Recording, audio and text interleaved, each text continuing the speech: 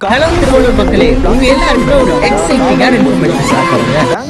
ಅನುಸರಿಸುತ್ತಿರುವ ಸರ್ಫೇಸಿ ಕಾಯ್ದೆಯಿಂದ ಬೆಳೆಗಾರರು ಕಂಗಾಲಾಗಿದ್ದಾರೆ ಎಂದು ಕರ್ನಾಟಕ ರಾಜ್ಯ ರೈತ ಸಂಘದ ಜಿಲ್ಲಾಧ್ಯಕ್ಷರಾದ ಡಿ ಮಹೇಶ್ ಆಕ್ರೋಶ ಹೊರಹಾಕಿದರು. ಪ್ರಧಾನಮಂತ್ರಿ ದೇವೇಗೌಡರು ಸರ್ಫೇಸಿ ಕಾಯ್ದೆ ಬಗ್ಗೆ ಮಾತಾಡಿದರು. ರೈತರಿಗೆ ಇದರಿಂದ ತುಂಬಾ ತೊಂದರೆ ಆಗ್ತಿದೆ ಅಂತ. ಅಲ್ಲಿ ಅವತ್ತಿನ ವಿಷಯದಲ್ಲಿ ನಿರ್ಮಲಾ ಸೀತಾರಾಮನ್ ಒಂದು ಮಾತು ಹೇಳ್ತಾರೆ, ಸರ್ಫೇಸಿ ಕಾಯ್ದೆ ಇವತ್ತಿನ ಬ್ಯಾಂಕ್ಗಳಿಗೆ ಎಲ್ಲ ಬ್ಯಾಂಕ್ಗಳಿಗೂ ನಾವು ಒಂದು ವಿಚಾರ ಮುಟ್ಟಿಸ್ತೀವಿ. ಸರ್ಫೇಸಿ ಕಾಯ್ದೆಯ ಮುಖಾಂತರ ಯಾವುದೇ ರೈತರ ಭೂಮಿಯನ್ನು ಹರಾಜು ಮಾಡಬಾರ್ದು ಆನ್ಲೈನಲ್ಲಿ ಅನ್ನೋ ಒಂದು ಇದನ್ನು ನಾನು ಹೊರಡಿಸ್ತೀನಿ ಅನ್ನೋ ಒಂದು ಮಾತಾಡಿದ್ರು. ಒಂದು ಏನು ಮಾತಾಡ್ತಾರೆ ಅದರ ತಿರ್ಗಾ ದಿವಸನೇ ನಮ್ಮ ಮೂಡಿಗೆರೆ ಆದೂರು ಈ ಭಾಗದಲ್ಲಿ ಸುಮಾರು ಒಂದು 5-6 ಜನ ರೈತರದ್ದು ಭೂಮಿನ ಈ ಕರ್ನಾಟಕ ಗ್ರಾಮೀಣ ಬ್ಯಾಂಕಿಂದ ಹರಾಜು ಮಾಡಿದ್ದಾರೆ.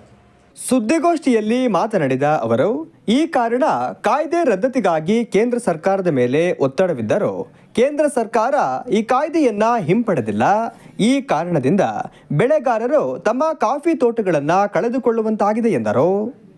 ಈಗ ನಮಗೆ ದಾಖಲೆ ಸಿಕ್ಕಿರುವಾಗೆ ಕಸ್ತೂರಿ ಮತ್ತು ಕೃಷ್ಣೇಗೌಡ ಅನ್ನೋರ್ದು ಕಡ್ತಿ ಗ್ರಾಮ, ರಾಜಪ್ಪಗೌಡ ಬಿನ್ ರಾಮೇಗೌಡ ಅನ್ನೋರ್ದು ಕಡುಗೆರೆ, ಇವರು 2 ಜನದ್ದು ಭೂಮಿಯನ್ನು ಹರಾಜು ಮಾಡಿರುವಂಥದ್ದು.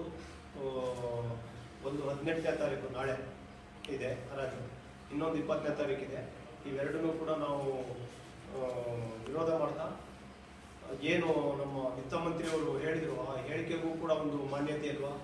ಆಮೇಲೆ ಮಾಜಿ ಪ್ರಧಾನಿ ದೇವೇಗೌಡರು ಏನು ಹೇಳಿದರು, ಇದನ್ನು ಹರಾಜು ಮಾಡಬಾರ್ದು, ಈ ಪ್ರಕ್ರಿಯೆಯನ್ನು ಕೈ ಬಿಡಬೇಕು ಅಂತ, ಅವ್ರ ಮಾತಿಗೂ ಒಂದು ಬೆಲೆ ಇಲ್ವಾ ಈ ದೇಶದ ಕಾನೂನಲ್ಲಿ ಅಂತ ಈ ಕರ್ನಾಟಕ ರಾಜ್ಯ ರೈತ ಸಂಘ ಇದೇ ಬಲವಾಗಿ ವಿರೋಧ ಮಾಡ್ತಾ ಮುಂದಿನ ದಿನ ನಿಗದಿ ಮಾಡಿಲ್ಲ, ಯುಗಾದಿ ಕಳೆದ್ಬಿಟ್ಟು ಒಂದು ಕರ್ನಾಟಕ ಗ್ರಾಮೀಣ ಬ್ಯಾಂಕ್ ಎದುರುಗಡೆ ಒಂದು ಚಳವಳಿಯನ್ನು ಘೋಷಣೆ ಮಾಡುವಂಥ ಒಂದು ಕಾರ್ಯಕ್ರಮವನ್ನು ರೂಪಿಸಿಕೊಂಡು ಅದು ಪಕ್ಷಾತೀತವಾಗಿ ಕರ್ನಾಟಕ ರಾಜ್ಯ ರೈತ ಸಂಘದ ಜೊತೆ ಎಲ್ಲ ಸಂತ್ರಸ್ತ ರೈತರು ಕೂಡ ಭಾಗಿಯಾಗಬೇಕು ಅಂತ ಹೇಳಿ ಕರೆ ಕೊಡ್ತೀವಿ.